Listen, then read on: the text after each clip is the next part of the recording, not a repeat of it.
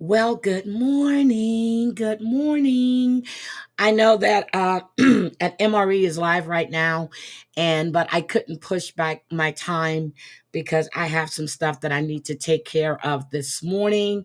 So, good morning, Bambi, Deborah Mayo, Gamecock, Michelle LaBelle, Sweet Potato. Good morning. So I'm here. Guys, please hit that like button for me, please. I never asked you guys to hit the like button, but I'm in everybody else's chat asking people to hit the like button. I really, really would appreciate that. I really will. Hi, Aries. Good morning. Bambi, did you see Jim Terry on B? What? After all the shit I heard her say about Jim Terry when they replayed her, he was on the B. Good morning, Gigi May. Good morning. Oh my, how desperate are we? Oh God. Okay. Well, good morning, Wisco Gal. That is shocking. Very shocking. But not really. Not really. Not really. Not really.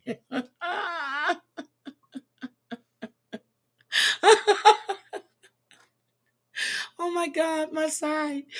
Oh my God. Hi, Mari. Well, yeah, you be careful at work. I heard about it. I told my folks 10 years ago, if anyone calls you about me, you don't know me. What?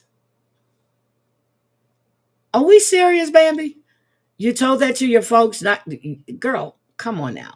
I've been online since 90. I would know low lives will do offline. Okay. Oh my goodness. So, first order of business. We're going to look back on historical January 9th. We'll do that towards the end of the stream. So we're going to see what historical events happened on January 9th. Okay. But a federal judge yesterday blocked Donald Trump's enforcement of they blocked Donald Trump's enforcement of banning transgender people from the military. Okay? The judge said, wait a minute, hold up. This is not working. You know why? Because it's unconstitutional. You can't tell somebody because of their gender. It's unconstitutional. But wait a minute. A second judge, within minutes of each other, ruled against his administration because of the temporary order that they blocked him from all these deportation flights. Okay. Now, Trump wants to impeach the judges that are going against him.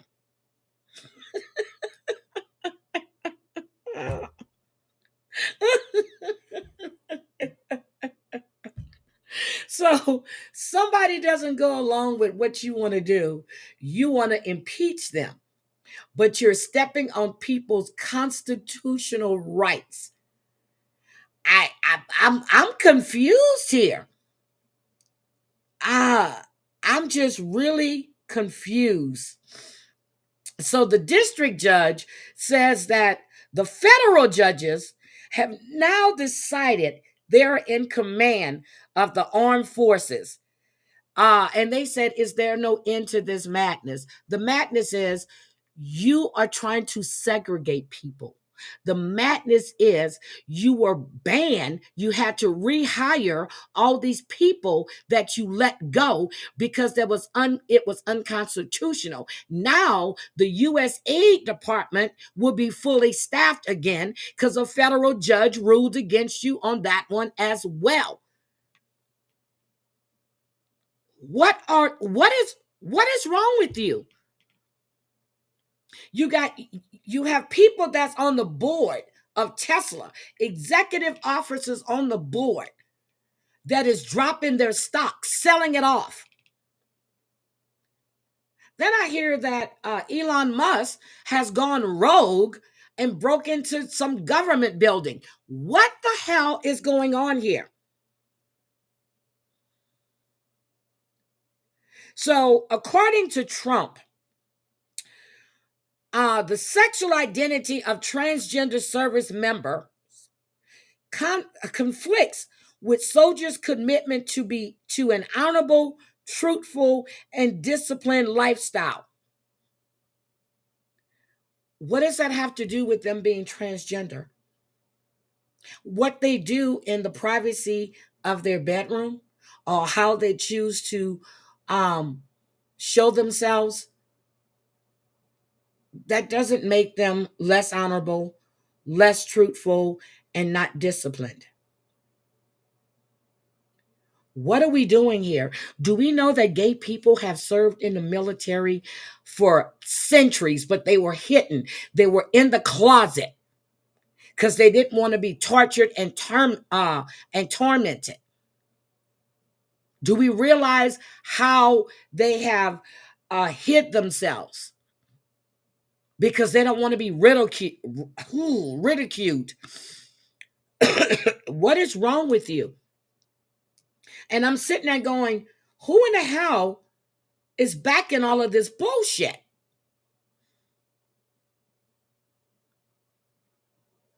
So you want them to go back in the closet. You want them not to live their truth. Right? Is that what we're saying? They shouldn't live their truth. Right? Okay. Whoo, Lord. Strangers will do all kinds of stuff. I safeguard my stuff. Good morning. Hi, Bree Hells. Yes, he signed that executive order as well, and that's probably going to be overturned as well. He doesn't want people to be educated. He had people believing. I was watching interviews with Trump supporters, and they were actually believing that foreign entities or foreign governments or foreign businesses were going to be paying these tariffs. I'm like, are we dumb here? Are we serious here? People were actually on the news saying this. I've been watching a lot of town halls as well with all the uproars that's going on. It's been centuries, Wendy. Centuries.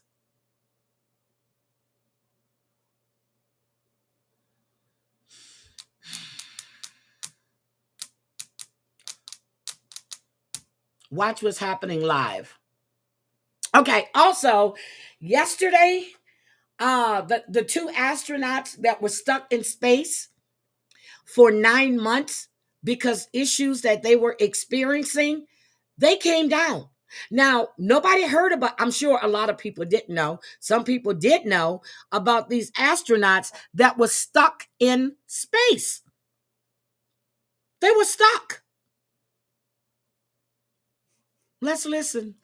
Breaking news here, the spectacular images from off the coast of Florida. Tonight, astronauts Sonny Williams and Butch Wilmore are back on Earth after their 8-day mission that turned into more than 9 months in space. It was an 8-day mission. It was 9 months. So they were stuck up there all that time. The remarkable moment they emerged from the SpaceX capsule, first Sonny Williams right here in the pictures, then Butch Wilmore, There's about an Sunny. hour after they splashed down in the waters off Florida late today. This was the first glimpse of their capsule returning from space, giant parachutes deployed to slow down their descent back to Earth. 4 parachutes in all, bringing them to about 16 miles per hour as they splashed down there. The capsule splashing down in the waters off Tallahassee, Florida. It was just after midnight. Williams and Wilmore said goodbye to the crew staying behind on the International Space Station.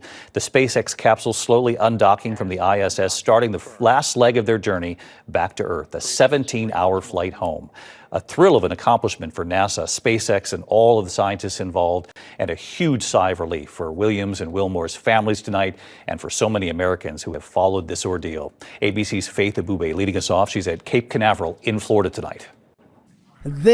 So did you guys know about these astronauts that were stuck in space?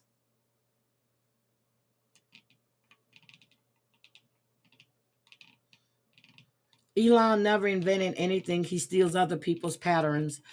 I didn't realize we still put people in space. I thought NASA defunded.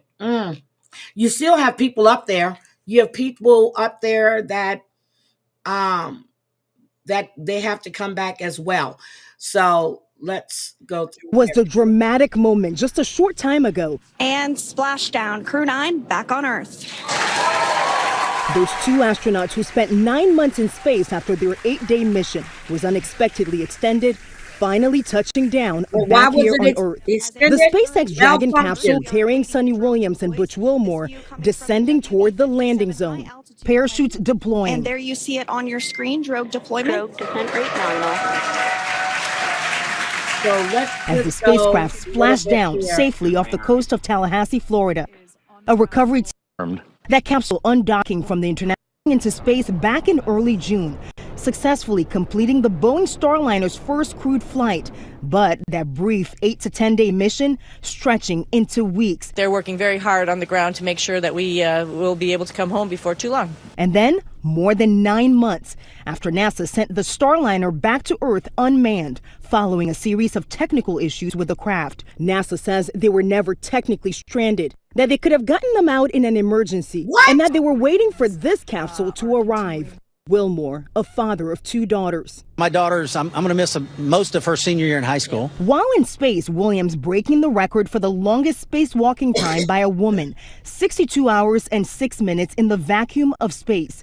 On Sunday, the astronauts welcoming the new 4-person crew to the International Space Station. Their mission to finally take over and allow Williams and Wilmore to head home. And tonight, Sonny Williams' family excited to have her back. I'm very proud of her for being such a role model. I think she's inspired a lot of young girls all over the world. I think she's touched a lot of people. And David, Sonny, and Butch emerged from that space capsule with big smiles on their faces and 2 thumbs up. They appear safe and healthy, but they were carried to a stretcher. They will undergo a medical evaluation and will be flown from here in Florida to Houston, Texas, where they'll reunite with their families. David, tonight, that unexpected space odyssey finally over. David. Yeah, we see Butch Wilmore standing up there and Sonny Williams. So they're back. They have a 4-person. So the ones that went up in space a couple of weeks ago, well, last week, they went to replace them. Good morning. You didn't know about that, huh? Left them up there all that time. Hi, J Mo. Hi, sweetie. They left them up there all that time.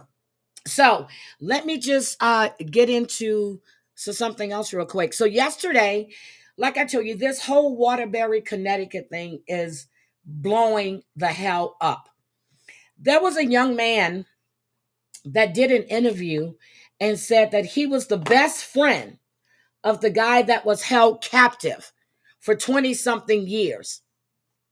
Why don't I believe that?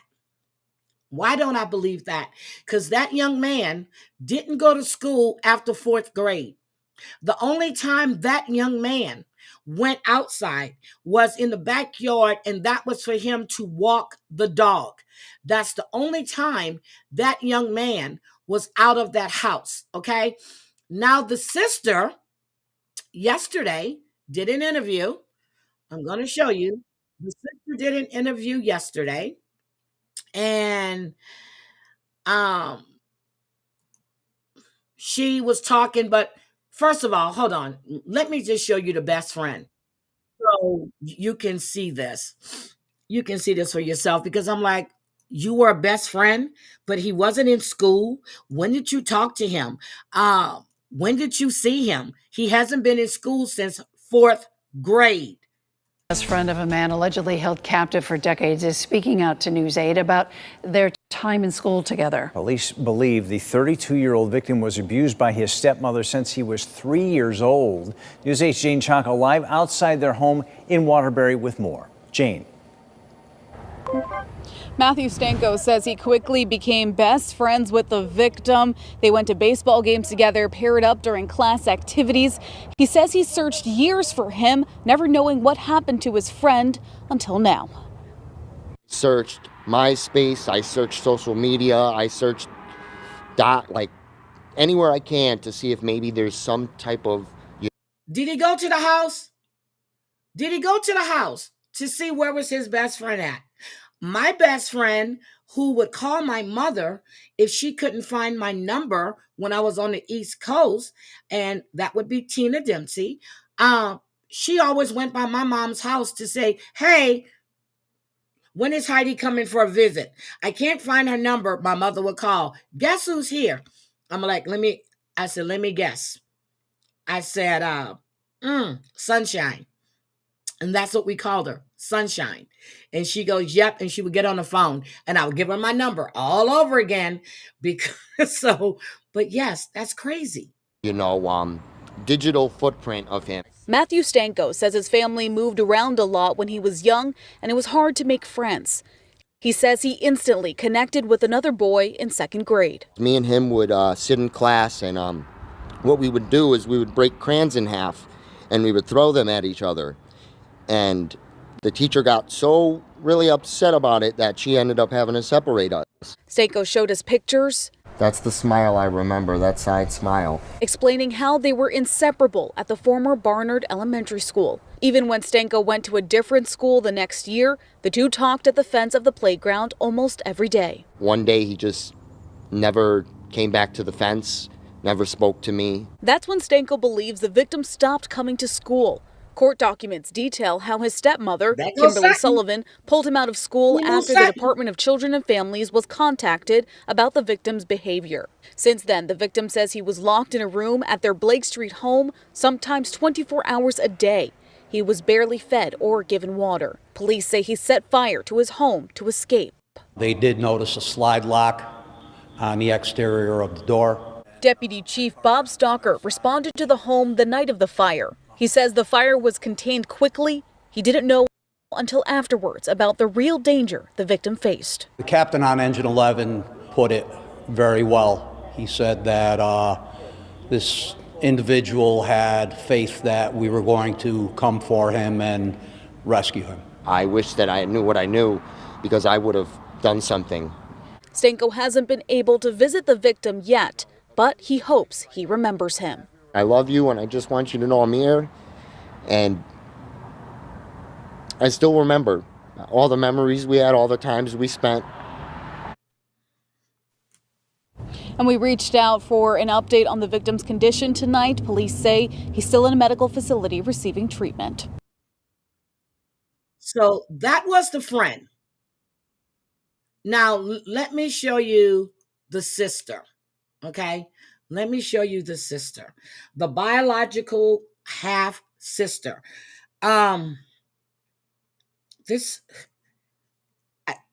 His best friend. They moved around a lot. I get it. Biological sister. Here we go. Didn't laying eyes on your brother when you were a child, only for that to be the final time you see him again. That's the reality that Heather Testman says she's been faced with her entire life. Just once is how many times Testman saw her brother. She was just a child herself during that first and last time. I saw him when he was a baby. I was in foster care and our mom brought him to see me, and that was the only time I've ever seen him. Remember, the mom said she couldn't take care of him, so she gave custody of him to his dad. To his dad. So that tells me that the mom was really going through some issues. The daughter was in foster care. Don't know why she didn't give her to the father. Maybe she didn't know who the father was, but she gave her son to his dad. So I really want to know more about this biological mother. Due to personal reasons, the man's biological mother gave his father custody when he was a kid. He just completely shut me out. He shut everybody out. Some of his family, though, still got to see him. As for him growing up, I missed that all. She never got to be a mother. Since like November. And Tessman never got to be a sister. I've always just wanted him to be a part of my life, you know. Figured someday I'd find him and like, hey, let's grab a beer. Yeah, like let's, catch up. How's it going? As Tessman got older, she'd search everywhere for signs. Social media, every search engine you can think of, court records, ancestry websites. Every lead turned out to be a dead end. I couldn't find anything. I could see that he was born. That was it. That is until her mom called and told Tessman that her brother had been found. My sister had called me and said we found. I just saw it on the news. I didn't put two and two together. Saturday, our mom texted me, get a hold of me ASAP. Okay, what's up? That was your brother? No, it wasn't. The family is still in shock at how something like this could have gone on for so long. Just think he slipped through the cracks, really. I'm sure he was terrified. I would like to believe that if a child needed help, they would say something. His mom and sister haven't spoken with him yet, but they hope to soon. That I love him, and we all love him. He has never been forgotten about. I'm gonna tell him that I love him, and I've always looked for him, forever. And she wrote him a letter. Now, meanwhile, Kimberly Sullivan, the man's stepmother, and her attorney deny any claims that Sullivan kept the man locked up in this house for over 20 years. We reached out to members of the Sullivan family, uncles, aunts, sisters, and brothers, to see if anybody would be able to do an interview, but all of them declined for that. In Waterbury, Jamel Johnson, Fox 61. So they decline. They don't want to do the interview at all. But the thing is, we don't know what reason the mother gave him away. Only thing I can think of now, she had either some drug issues or, that's the only thing I'm thinking of. She has some drug issues because she doesn't want her face to be shown. She doesn't want her identity known. But now we have her daughter who put her name out. How hard do you think it is to find her? Won't be hard at all. But the whole situation is this young man suffered. They're saying that, just like I said, the daughters were hers. They're saying that the reason they believe that he was tortured the way he was because the woman didn't like the fact that he wasn't her biological son. That's why she tortured that young man. And I'm going to say it again. The daughters got to live their lives. The twins got to go to school. The twins got to go to prom. They have careers. They have everything. Everything. They all need to be held accountable, not just that mother. They all lived in that home. They knew what was going on. If the dad was alive, good morning, Black Roses. If the dad was alive, he should be held accountable, which he would be. I think the sisters need to be held accountable as well. Accountable as well. And let me just say this. Would Gigi May put this in the chat?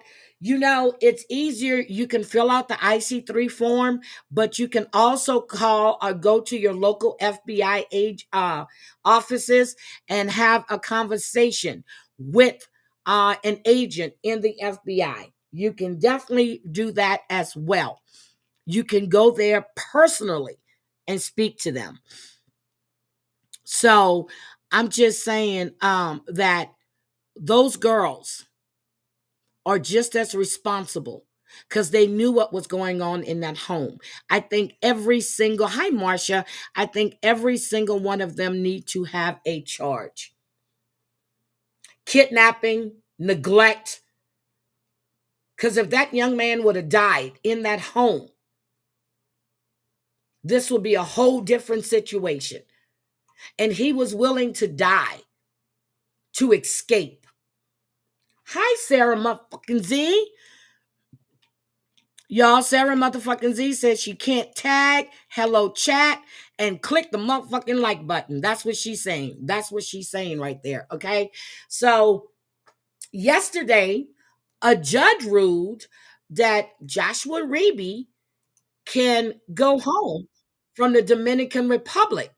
This is the same time when the mother and father wants to have their daughter declared as deceased. So they are letting Joshua Reeby leave the Dominican Republic. Hi, Muggsy baby. I think that's a bad idea. I think he should be held there till they find that young woman so they can see what's going on. Former federal prosecutor Francie Hakes. Francie, Reeby is obviously anxious to go home. The judge ruled in his favor today, but it's not quite so simple. It might take some time before he actually gets his passport back. Well, that's what it sounds like. It sounds like the judge has said that he's being unlawfully detained, but that maybe there's a question as to who exactly has his passport. So there's another hearing scheduled, I believe, for March 28th to determine where his passport is or to give him his passport back. It's all a little bit confusing for those of us that are used to American justice, Elizabeth. I don't understand how they can keep this kid in this hotel against his will for all these weeks. Well, I'm guessing the Dominican Republic does not have a constitution the way we do here in the United States, or at least a Bill of Rights that is like ours. However, Elizabeth, I have to say... And I said he's being detained. He's at a hotel with a guard. So he wasn't in jail, but he was still being detained. That is being detained. You didn't have any charges against him. You're doing an investigation. Now they let him go. Who's to say he's going to come back? We need to see if there's extradition laws between the Dominican Republic and the United States, because we know that young woman that went over there with her friends that was beaten to death. They left her in the room. They flew back to Georgia or Alabama. I can't remember. They still haven't gotten to bring one of them back. So I don't think it's a good idea to let him know. Where is her body? She drowned. They've been searching. That's what he's basically saying. Where is her body? The waters are not like they are here. We see the waters. Where is her body? Where's her body? Even though they say he's not a suspect, I'm not sure why they've made that decision. An awful lot of the statements that he's made in the investigation of this case make no sense to me if he is completely innocent. What doesn't make sense to you? What troubles you? Well, it troubles me that he says that after a little while they were kissing in the water and then a big wave hit them. So far, I'm good with that. But then Sudiksa was in distress. And so he had to tow her to shore under his arm, which really doesn't make any sense. He says he's a trained lifeguard. That's not how you tow someone to shore, under your arm. I've also had lifeguard training, and that is not how you do it. And then he says of this young woman who was half his size, he has to tow her to shore because she's in such distress, but then he leaves her in knee-deep water. And then he says he vomits a whole bunch of seawater, and in the meantime, she disappears. So he manages to get him. Okay, didn't you hear me say this yesterday? Hi, Free Speech Whitney. I said this when I first talked. Well, sharks, yeah. I said this when we discussed this last week. His story doesn't make any sense. They nearly drown. He leaves her alone, and then she disappears. He says that he thought she got her stuff and left. And slept on the. Are we serious here? This doesn't make any sense. I'm not even a damn lifeguard, a trained lifeguard, and I knew his shit wasn't making sense. And then to hear this woman saying this right now, I'm like, are you serious? Himself out of the water, but he doesn't get the woman who's apparently in danger of drowning out of the water. That doesn't make any sense. But Elizabeth, the biggest red flag to me here is that you've got a 22-year-old wrestler, former wrestler, who gets back to his room after he says sunrise, which was hours before he says it was. He gets back to his room, and after this incredible heroics by him, where he saves a girl's life, according to his own story, he tells no one anything about it. Now, if you save a girl from drowning, if you're vomiting seawater, if you have this incredible experience on the beach in Punta Cana, what's the first thing you do? I'm going to the hospital. Your roommate. You tell your friends. Exactly. And he not only didn't do that, he just went to sleep. He didn't check on her. Nope. He didn't call the authorities. Nope. He didn't see if she was okay. Nope. Remember, her cover-up was still down on the beach. Did he not notice that when he left? That makes no sense. So his story is internally inconsistent. He says he thought she took her stuff and left, but her cover-up was still on the beach. As I said the other day, this woman nearly drowned. And you think she just picks up her stuff and leaves? You don't tell anybody. He did something to that young girl. Point blank, period. To me, was someone who's completely innocent. Just very quickly, what do you make of the fact that her parents have not only said we don't think Rebay did anything to hurt her, but we want her declared officially dead? They have given up hope of finding her alive. That doesn't make any sense. Well, Elizabeth, it's incredibly sad, and I don't really blame them. They don't know if they should be grieving. They don't know if they should be hopeful.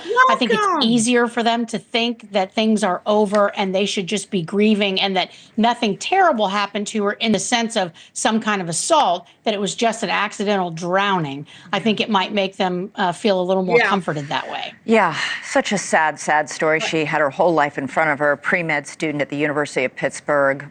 I don't think very, very sad. Francie Hakes, always great to talk to you. Thank you. Here are the parents right now. I don't think it was an accident. And the woman believed to be, or the man rather, believed to be the last to have been seen with that missing Loudoun County student Sudishka Kananki appearing in court. This is video from the Dominican Republic. This is coming in the last hour. That's Joshua Ribb trying to get access to his passport. Remember, his passport was taken away from him as Sudishka was reported missing. He is trying to leave the Dominican Republic and come back to the United States, and of course he'll need his passport for that. It all comes as the Loudoun County family is now asking Dominican Republic officials to declare her dead, even though her body has yet to be found. Today we heard from her family for the first time. It is with deep sadness and heavy. Nana. Oh my God, that poor woman. I just got killed. We heard that we are coming to the terms with the fact that our daughter has drowned. This is incredibly difficult for us to process. We kindly ask you to keep our daughter in your prayers. We still have 2 young children to care of her.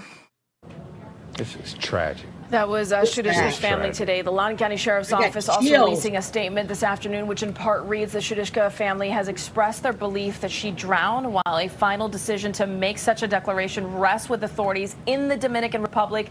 We will support the Kananki family in every way possible as we continue to review the evidence and information made available to us in the course of this investigation. And again, maybe we can show that court shot one more time. These are live pictures right now from the Dominican Republic as again, that person who was named as a person of interest, Joshua Ribb, is seeking to get his passport back to travel back to the United States so he can get back to his life. And you see the family there saying that they don't believe that he was involved in what they are saying. I believe he's involved. I'm sorry. Whether they were kissing in the water, the big wave came up, took them away. They got out. They were still in shallow water. He was throwing up. He said, but you said you almost drowned, but you left her unattended. You are a trained lifeguard, certified.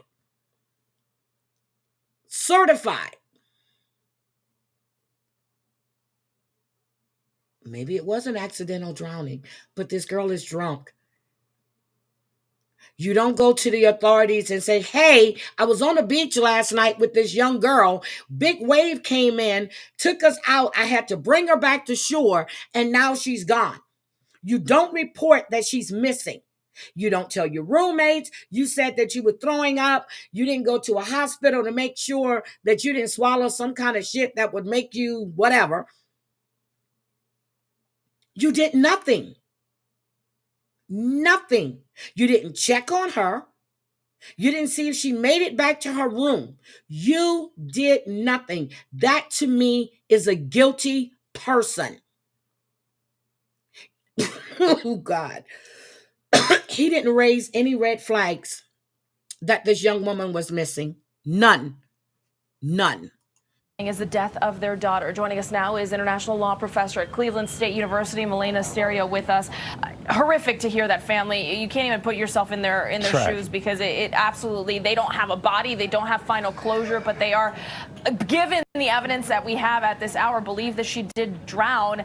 Is it that easy to ask for a death? Don't know if he was drunk as well. We saw her in the video at the bar dry heaving. She was dry heaving. Trust me, I know what that is. I've done it. She was dry heaving. She had drank too much. She didn't have food, didn't have enough water in her system. She was dry heaving. She was drunk. Why take her to the beach? Why not just take her back to your room? Why not just go to her room? Her friends were out. Why not just come completely away from the water? Get as far away as you can. Did you perform any kind of CPR on her to get whatever water she could have taken in, turned her on her side? Did you do any of that? No. You just went to your room. What you said, you fell asleep on a chair, you woke up on the beach, and then you went back to your room. No signs of her. Declaration of death. No, it is certainly not easy to ask for a declaration of death, but however horrific that might be, there might be advantages for the family to have closure and to be able to have legal closure in particular, because if she is declared dead, then the family can proceed to make arrangements in the United States. And so however horrific that might seem, there might be legal... She's right here. She's dry heaving. She's right there in the white, leaning against that pillar or that pole. She's dry heaving right there. Reasons as to why the family would like to have this declaration of death. There she is. Does this declaration have anything to do with the ongoing investigation, though? Does it have any impact on this investigation? No, I believe that it does not, because the investigation is being carried out by the authorities of the Dominican Republic. It is true that the local sheriff's office has offered to provide support, but the U.S. sheriff obviously has no jurisdiction in the Dominican Republic. And so the declaration of death is simply for the purposes of the family here in the United States to be able to make legal arrangements and other arrangements. It has no impact on the investigation in the Dominican Republic. Got you. So I imagine, I mean, as horrible as it sounds, you don't know what happened to your daughter. There is no body to offer any sort of autopsy to look for some clues or answers. Is this it? Is this where the road ends? We see Joshua Ribb, that person of interest, at court getting his passport back. He'll fly back to the United States. The Dominican Republic authorities, they have no authority here. I mean, is this the end of the road? Yes and no. It might be that Joshua Ribb is allowed to travel back to the United States. He gets his passport back. He's no longer a person of interest. However, if the Dominican authorities were to find out later on that he did indeed commit a criminal act, they could request his extradition from the United States back to the Dominican Republic. It is very unlikely that the United States would extradite a U.S. citizen to a foreign country. In that situation, if there's solid evidence that he has committed a crime in the Dominican Republic, the United States could also go ahead and launch an investigation and a possible prosecution. So in other words, it ends for now, but it might not end forever. There might be further legal proceedings if there's evidence uncovered that Joshua Ribb actually committed a crime. Now, I want to know, with the hotel or the resort where they're at, are there cameras that are out showing that beachfront? Do they have cameras out there? If they do, have they pulled those surveillance tapes? That's what I want to know, because they're investigating. Did they pull any surveillance tapes? That's what I want to know. Gotcha. It is, I mean, I'm sitting here trying to grapple with this, and it's sad. I haven't seen this often. Do you often see things like this where a family just says, okay, listen, let's just go to the press and say, we want to declare our child gone? It is fairly unusual. Obviously, this is going to be specific and different for each family. It is understandable why different families would react differently in this type of a situation. Yeah. But it is true sometimes when people go missing that families prefer to have closure for lots of legal reasons. They would like to be able to make arrangements here in the United States. It is completely understandable as to why they would want to have her declared dead, which obviously we all hope that she's not. But legally speaking, there might be solid reasons as to why to proceed this way. And one last thing, even though I imagine a court will have to say yes, we will declare a death like you have asked us, if there were to be any sort of evidence or probable cause that something else happened, unknown what, they could reopen the investigation and turn that back? Absolutely. Dominican Republic authorities can always reopen the investigation. As you said earlier, getting him back there would be up to the United States, and that is considered a foreign country. That's where my daughter-in-law was born and raised. My son, her and their kids go back to the Dominican Republic at least twice a year. At that point, it's going to be a question of being able to arrest the suspect again, assuming that it's Joshua Reeby. It could be someone else. We really don't know as of this point. But if it were to be him, if there were to be evidence uncovered that it's him, then the Dominican authorities could reopen the investigation and they could ask the United States to extradite him back to the Dominican Republic so that he can actually be detained and arrested and prosecuted there. So there is a recourse there. Milena, thank you so much for breaking that down for us today as we get that word there from the family. So I just don't believe that they're going to let him go and the investigation is not complete. That's what I find very hard to believe. But anyway, I want to talk about P. Diddy for a minute and Tony Bugsby. Okay. So Tony Bugsby, as of Tuesday, but first of all, let me just say about Diddy and his amended indictment. He went into court. He pleaded not guilty, as we suspected he would. But the case that Tony Bugsby is doing is he's filed over 120 lawsuits against Diddy when he said that he was going to vet everyone. The case that he had to remove himself from is the case for Candace McCleary. Okay? He had to remove himself because he is not authorized to practice law in the Southern District of New York.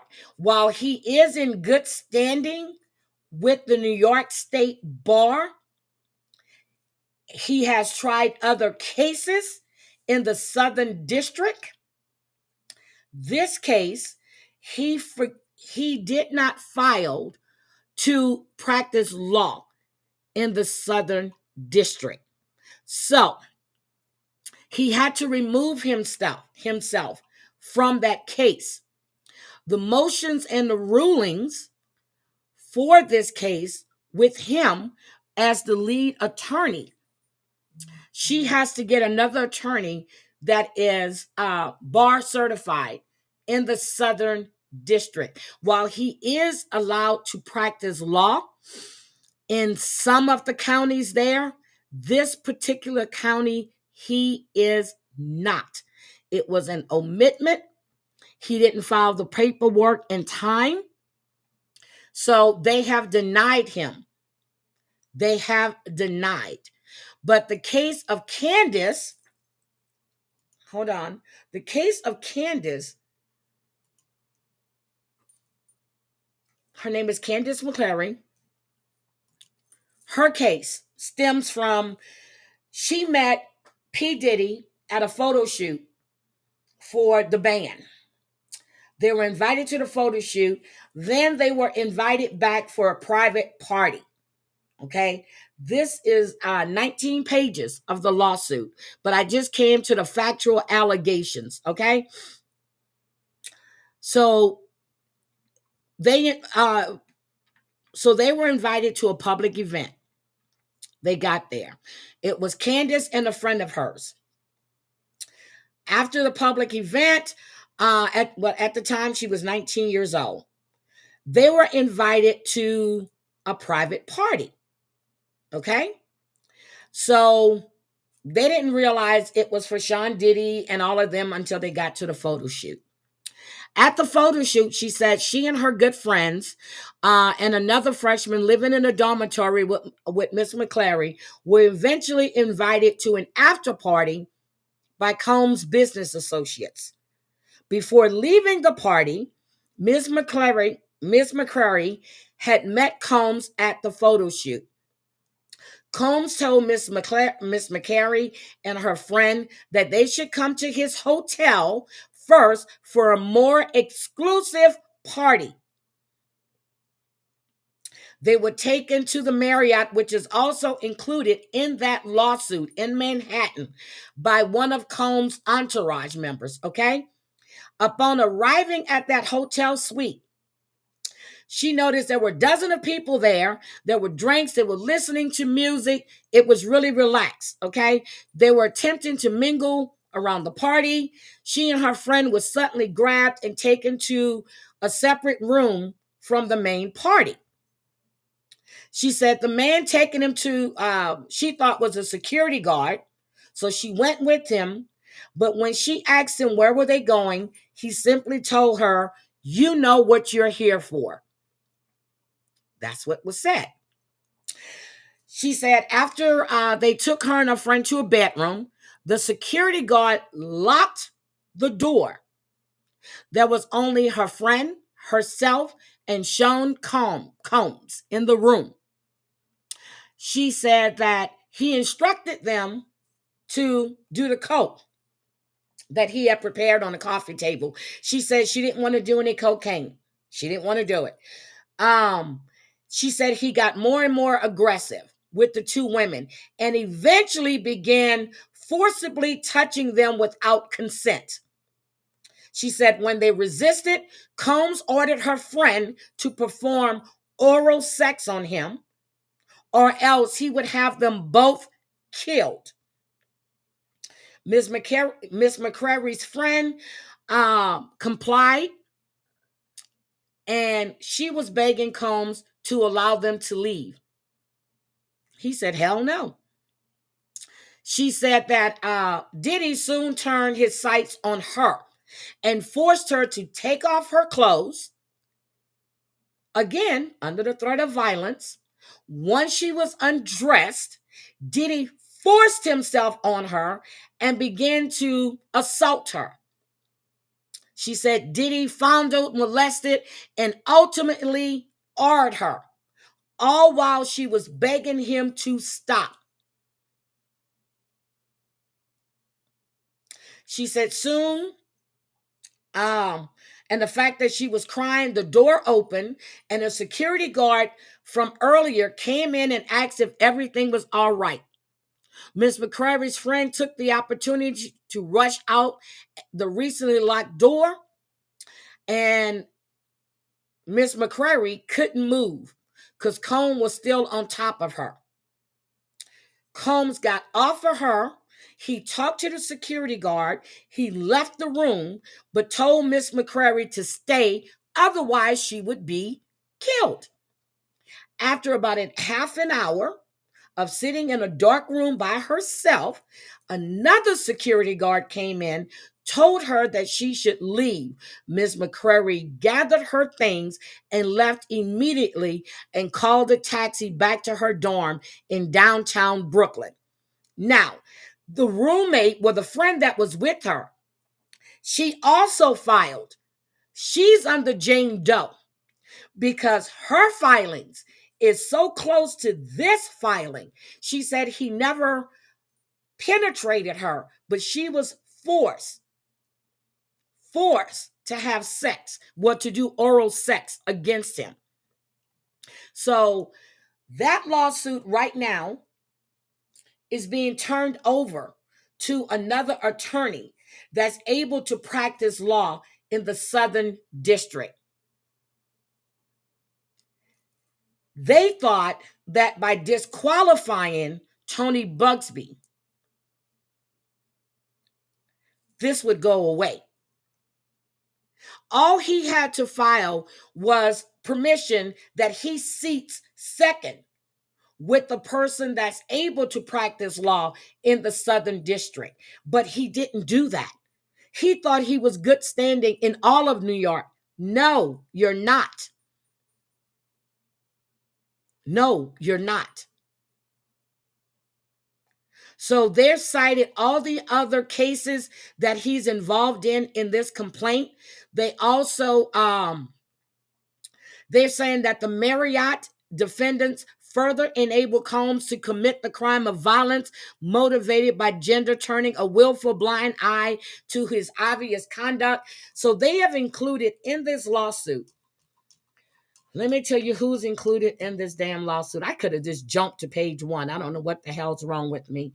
So in this, Sean Combs, Diddy's House Recordings, Combs Enterprise, Entertainment Holdings, Bad Boy Production, Bad Boy Books Holding, Records LLC, Bad Boy Entertainment, Bad Boy Production, International Inc. That is the Marriott. That is the Marriott.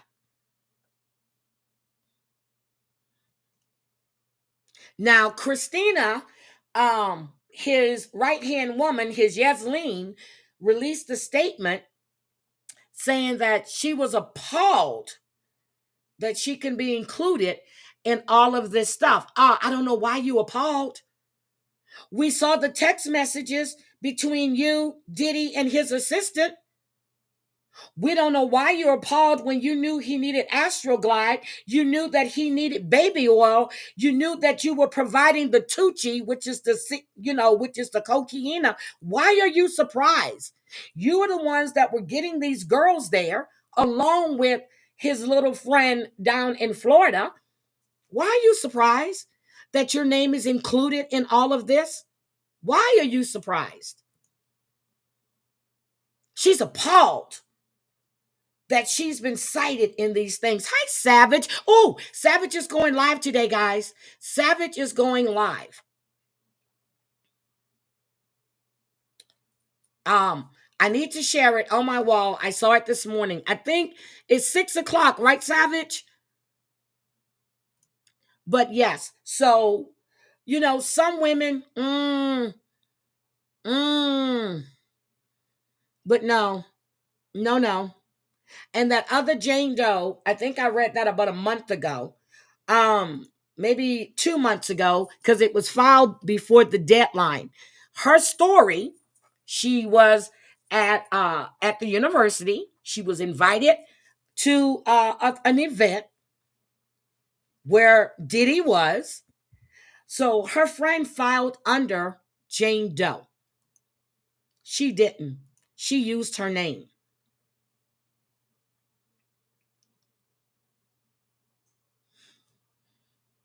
Okay, 6:30 Eastern. Ow. Okay, I just pulled my shoulder. Okay, so again, this man is trash. His trial starts May 8th. Is it May 8th or May 5th? May 8th, I think. Oh, is it May 5th? Shit, I can't remember now. But yeah. So Tony Bugsby has removed himself from any cases in the Southern District. But another attorney has taken over. He has tried to appeal it, and it keeps being denied. Now, you as an attorney, you should know, okay, you're in good standing with the New York State Bar, but that doesn't include you certain boroughs you can't practice in. Hi, Downneck. How are you, sweetie? So again, this is really sad. But Savage, we're going to do some historical moments for January 9th, Savage. I do have one more story for you. And this is going to be fair use, trigger warning. Do I have it up? Do I have fair use, trigger warning up? Anyway, I'm telling you, fair use, trigger warning. Let me get this one for you. Whoo. Ooh.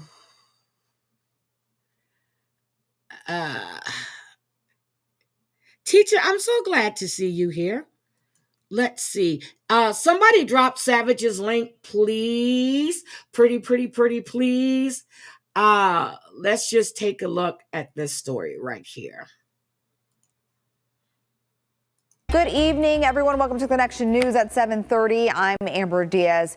Tonight, we talked to the sister-in-law of a murder and cannibal victim after the man responsible for his death was found not guilty by reason of insanity. So you can eat people, kill them, eat them, and you just be found not guilty.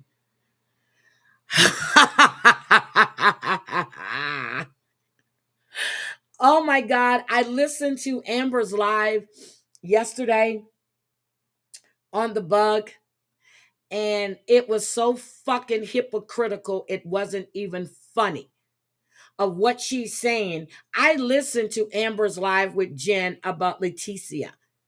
No way they were criticizing that woman. But you want to play Jen's old stuff and you want to talk about mental health. I hope you are dragged all across YouTube. Really, I do. That man was granted a conditional release. NBC Connecticut's Jennifer Cuevas in Bridgeport with more on the sister-in-law's plea to the state. I come by and I go, Tonton, I love you. As she stands outside what used to be her brother-in-law's home, Talitha Frazier says the pain of losing him has not gone away. I just wish that Tyrese would have gone help them. Because the angel would still be here.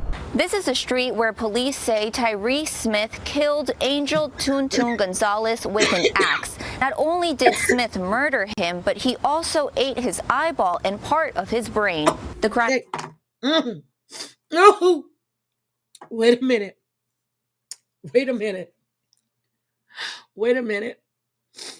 He ate his eyeballs and part of the brain. Oh my God. Crime happened in December of 2011. Smith was acquitted of murder on grounds of insanity in 2013 and was committed to serve time at Whiting Forensic Hospital. Smith was granted a conditional release earlier this year by the State Psychiatric Security Review Board, leaving Frazier feeling betrayed. As soon as we find he was released. Are we fucking kidding me? I read about this and I found a new okay, it's 10 years now, we can go on with our life now. He's locked up. Then to find out he's not, it just opens up the can of worms all over again. In a statement, PSRB defended Smith's conditional release, stating, quote, "At the conditional release hearing for Mr. Smith, there were 14 sworn witnesses that represented a fraction of the experts that evaluated and assessed this case and Mr. Smith's appropriateness for conditional release." Frazier blames a former victims unit advocate for not identifying her as Angel's family member. She believes it could have made a difference in Smith's conditional release. If there's another family out there, please make sure your name is in that computer so you can get notified. Because that would have made a whole big difference 9 months ago. As part of his release, Smith is prohibited from going to Bridgeport. Frazier says she will get through this all with lots of prayers and by monitoring Smith's case. Since we can't seem to get him back, then they need to track him for the rest of his life. That'll be the next thing I push for. In Bridgeport, Jennifer Cuevas. This is crazy. He ate his eyeballs and part of his brain. Oh my God.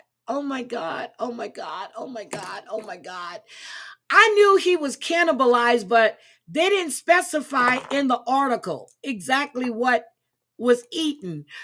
The eyeballs and the brain. What the fuck?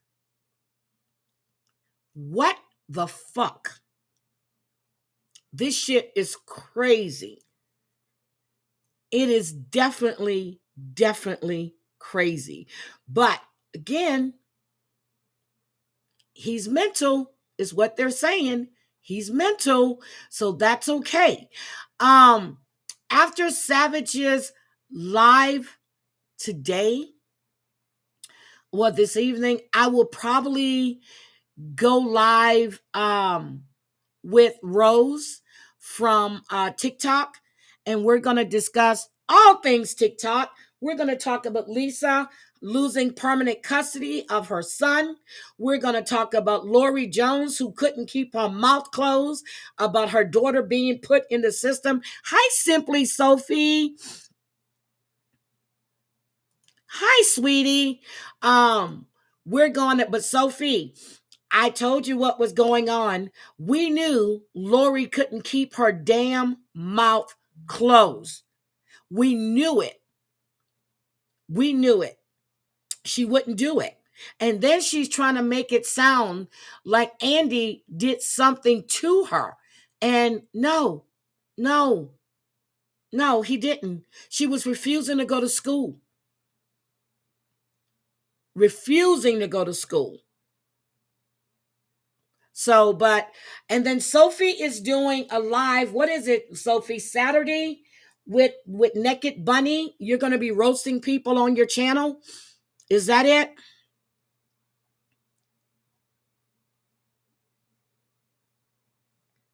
I don't know. I knew it wouldn't stay. No, she can't keep her mouth closed. She can't. Yep, there's the Vine, and that's what I use. Down there. I try to be nice, but I can be a bitch. Everybody can tell you I can be a real bitch, but I try my best to be nice. I really, really do. But anyway, I just want you. Oh, I forgot. I got one more story for you. My God, I forgot. Hold on before I get out of here, because I need to run. I need to go take care of some business, drop off some equipment. Hold on a second. Let me do this. Need to go fill out paperwork. Oh, just in case you guys didn't hear about this, I'm not sure it's going to be yet, but anybody that wants to come up and do a roast with us, you're welcome. Okay. I think that's a great idea. Let's take a look at Senator Eckhorn. Can we please take a look at him? State senator is facing solicitation charges in Bloomington. Police say that Justin Eichhorn was there to meet up with somebody he thought was a teenage girl. Our Mary McGuire joining us outside Bloomington Police Headquarters tonight with the latest on this investigation. Mary?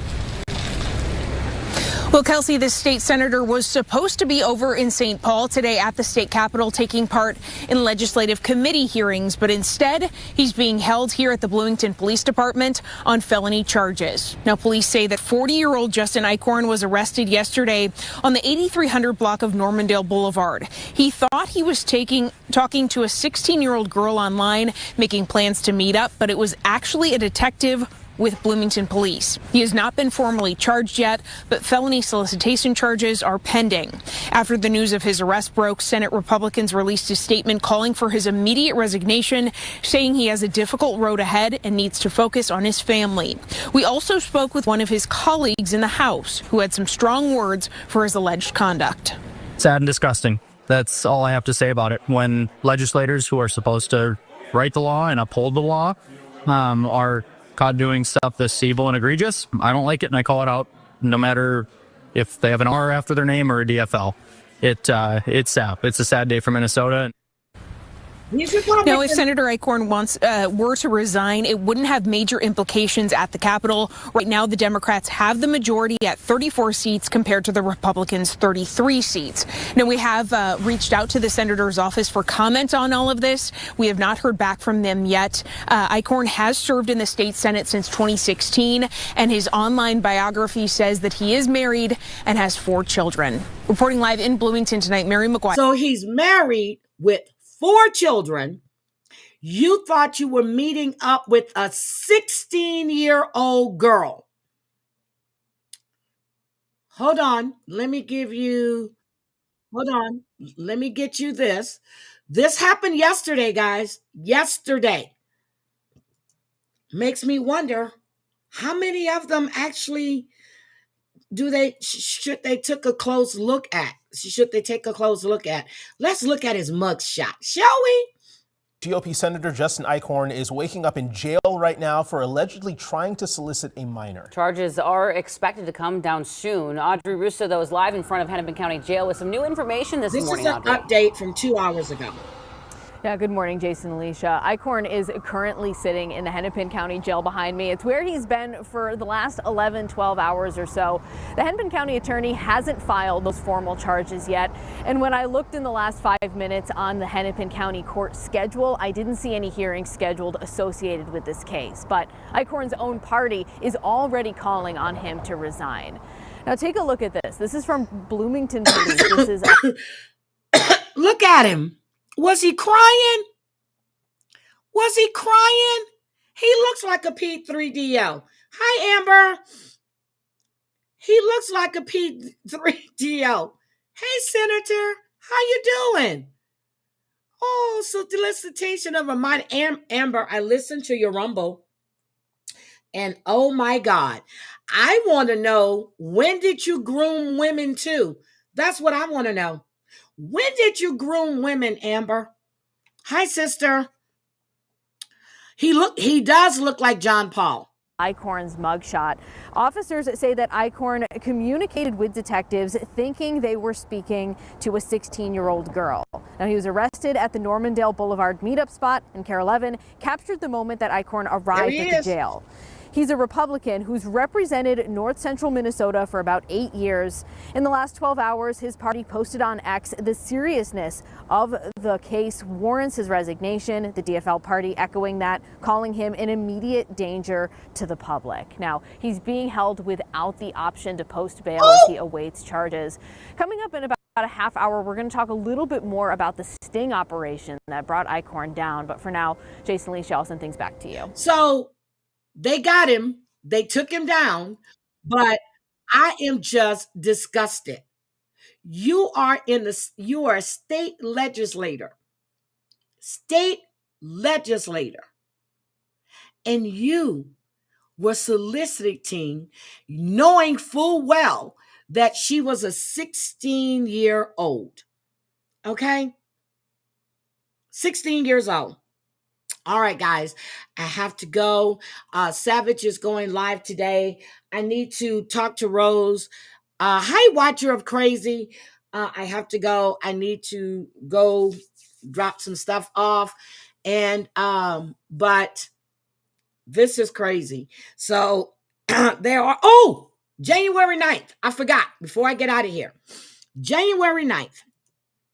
I went to look to see, what was going on historically with January 9th. And, because it's supposed to be, a holiday. And I went to look to see if the bee was even mentioned. Okay.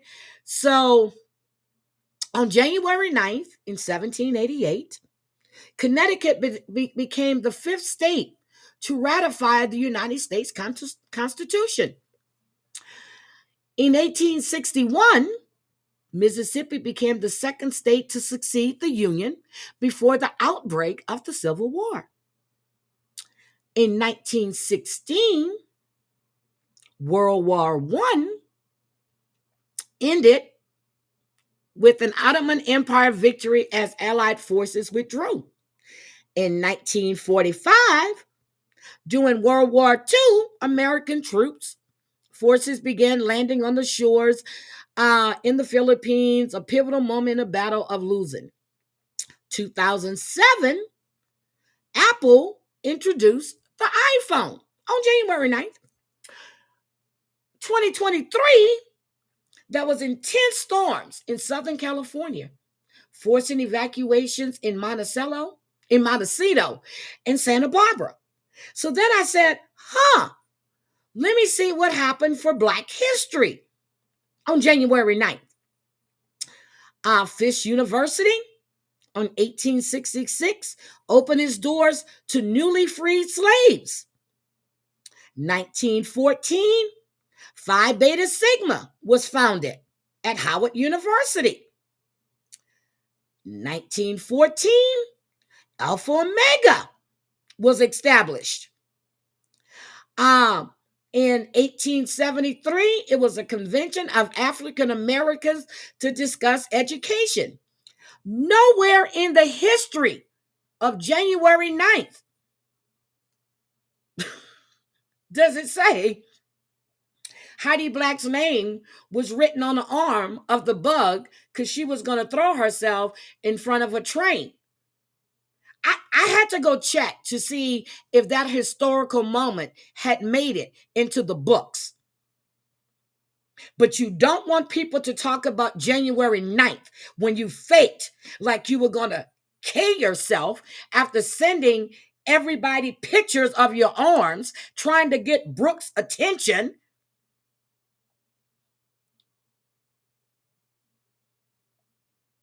That is not in an historical moment, but you want to go after Jen when she was actually in a mental health crisis, and she's still dealing with her mental health crisis. She is in treatment.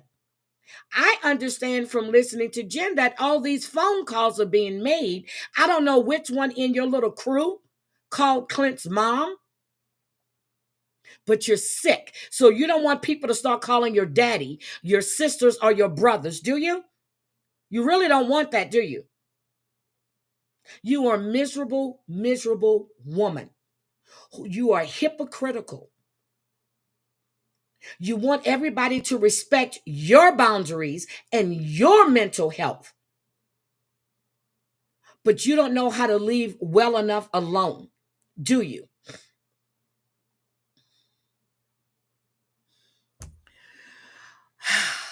Jesus Christ. You went after this woman for, well, Amber said it, 8 months straight, meat and potatoes, even when she was begging you to stop. I gave Jen some advice.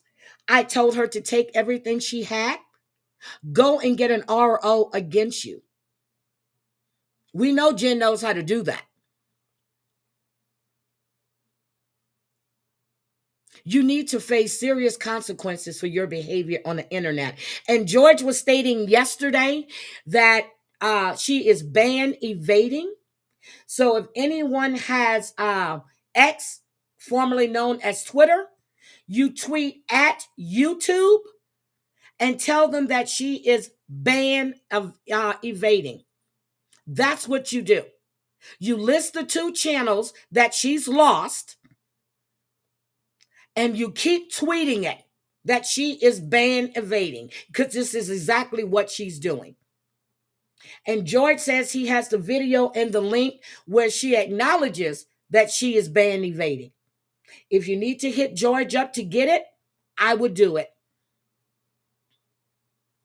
Thank you, teacher. Have a great day.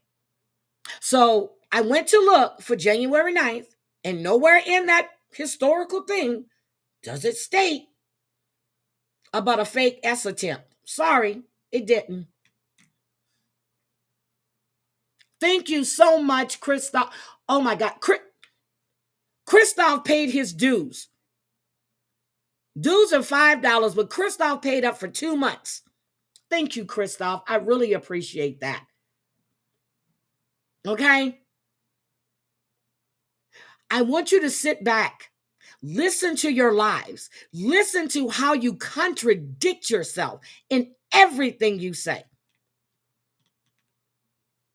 You want to sit there and make fun when you are high school and a beauty school dropout. Girl, stop. You were in oops. Stop it. Stop it. Really? Ooh. So anyway, this needs to stop. Leave that woman alone. Let her rebuild and repair her relationships. Let her rebuild her life. When she came out, as she said, you were there to support her. You didn't like the people she had in her chat. You block, you move on. Just because you're not getting along with someone doesn't mean that she has to not get along with them. This is middle school shit. And the fact that you sit there and you were talking all this shit that I heard you playing about JT, about what they were saying. I heard it. I forgot. Was it George that replayed it? I think so. I think it was George. And to have him on your panel for what? Because you don't like Bambi? But you said that you had no idea how Angel could put him on her panel, but you put him on yours because you don't like Bambi? Get out of here. Yes. Get out of here. You are a hypocrite. Hypocrite, not a hippo, but a hypocrite. Stop it. Just stop. And I really hope Jen stopped responding to her. Stop giving her what she wants. I get it. She wants to defend herself. I don't think Jen is strong enough to be doing all and going through all of this again. Let her get on with her life. If she wants to do crafts on paper plates, who give a shit? Thank you. Thank you.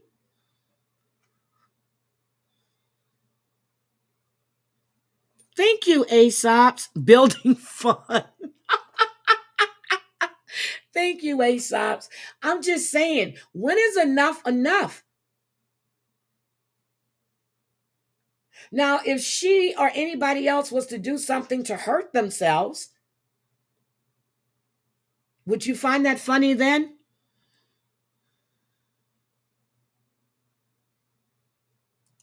Oh, shit. Well, I just had a message that he was, yeah, this is crazy.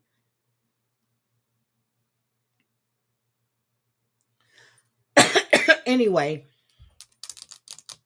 no, she's not. She's not strong enough. She's doing better. She looks good, but she's still not strong enough. When I talked to her, Jen didn't realize half the shit she did. I told her why people were feeling the way they did. My suggestion to her, and I still stand by it, when you're strong enough, watch those videos. Thank you, sister. Watch those videos with your therapist so you can see for yourself. And I agree with George. She didn't play that to get at Jen. She played it so Jen can probably start getting upset with Amber. That didn't work. Why do you want people to fight? Because you're miserable. You're miserable.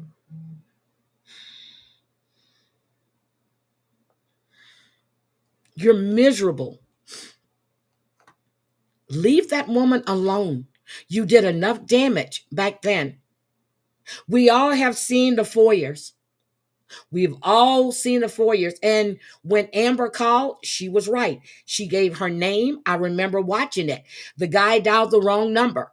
Then he redialed. She said exactly who she was. She said exactly why she was calling. She mentioned that she had a young child in there. She told him she had called. Everything was there. She never tried to hide who she was. Ever.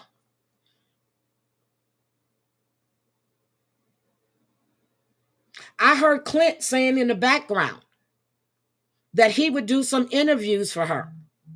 Clinton shouldn't have to do that.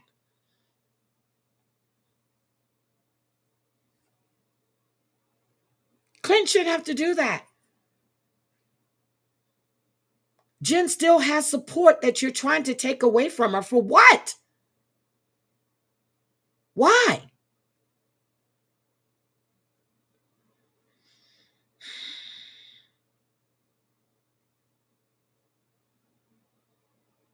And yeah, I heard you say that. You said it on your Rumble, that you'll do it again.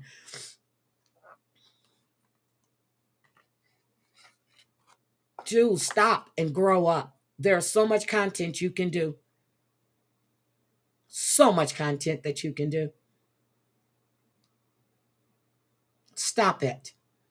Leave that woman alone. She is jealous. Jen is beautiful. She's young. She has everything that she doesn't. She has a man that loves her. She has a beautiful home. Doesn't matter who paid for it. He went and picked her up and brought her back to that home, even with all the shit they had been through. He went and got her and provided a place for her.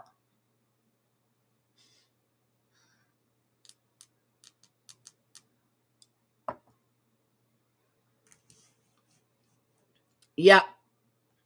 So again, leave that woman alone. She and Clint seem happy. When I saw Jen in the kitchen cooking, I was like dumbfounded. I said, wait a minute, Jen's cooking? Wait a minute.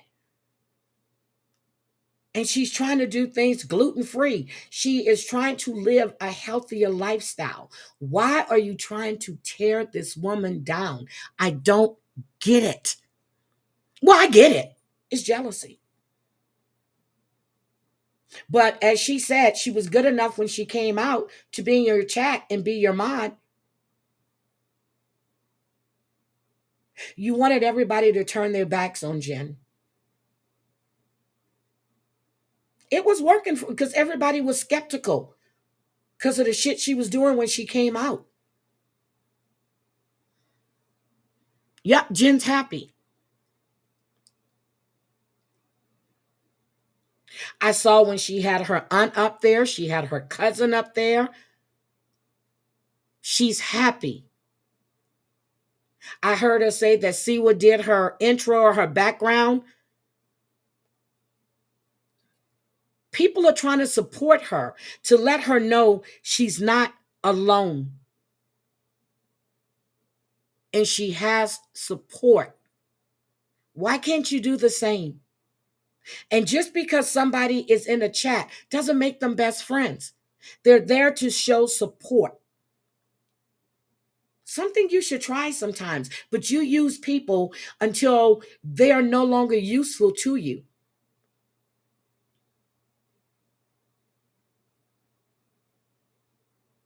Yep, I did. When people were telling me, you really need to go check Jen out. You need to go look at her, Heidi. She looks good. I sat there and I watched her a couple of lives. I said, she does look good.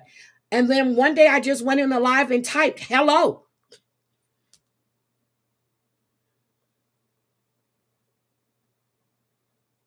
Leave that woman alone. But you get off on that. You really get off on that. You're a sick individual. You really are. And you can call me a poodle kicker, whatever the fuck you want to call me. But just know I was never a $2 mattress hoe. Okay? Never. I'm going to say 2 cents.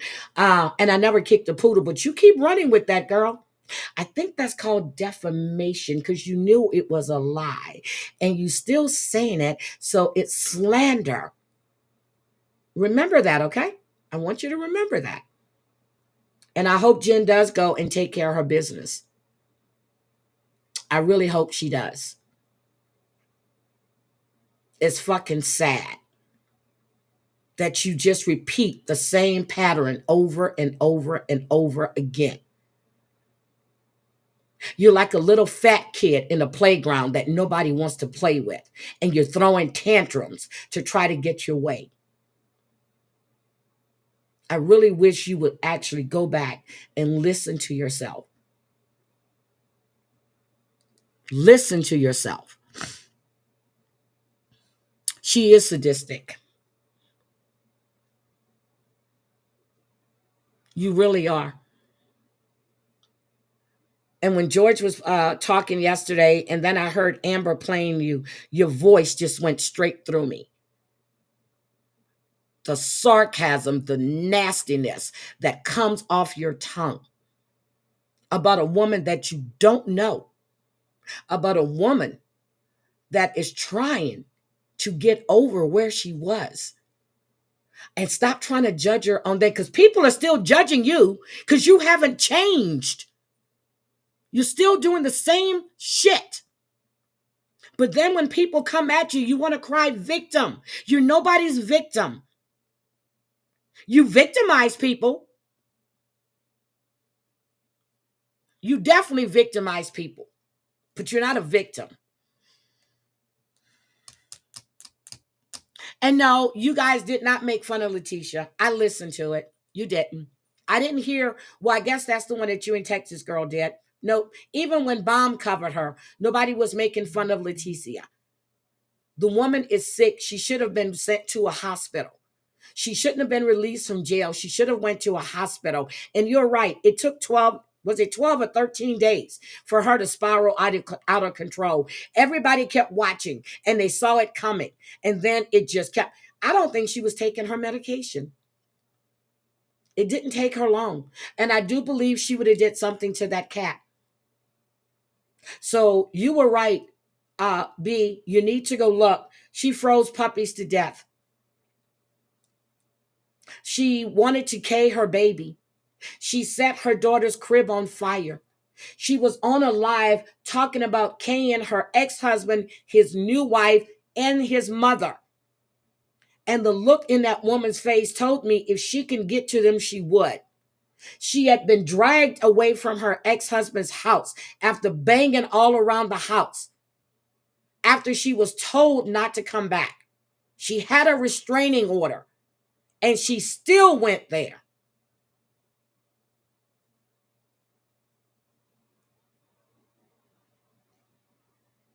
So stop it. And when I was watching Jen asked, was I like that?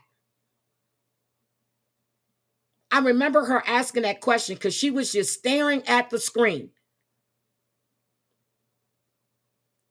Oh, yeah. And she was just staring at the screen, looking at Leticia and trying to see if she actually did the things that she was doing. Stop lying. Nobody made fun of that woman. Nobody. They covered her spiral, and that's what it's called, a spiral. She was going downhill, and she went downhill fast. She would have over 1,000 people in her chats just watching her spiraling out of control. Most people were telling her, take your medicines, take your medicines, take your medicines. Amber wasn't the only one watching it. I was watching it. But we were all watching it because we knew who she was.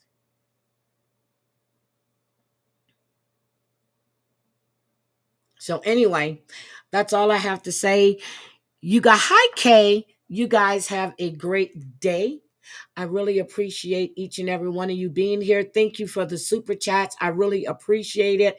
Let me see who sent the super chats. Christoph fan, thank you very much. Aesop's, thank you very much. I really, really appreciate it. Savage will be live today, and I need to get with Rose, but I know I'll go live. I'll be live this evening. I'll go live after Savage finishes her live. So you guys have a great day. I really, really appreciate each and every one of you. Sister, I'm going to call you as I'm getting dressed. Love you guys. Bye.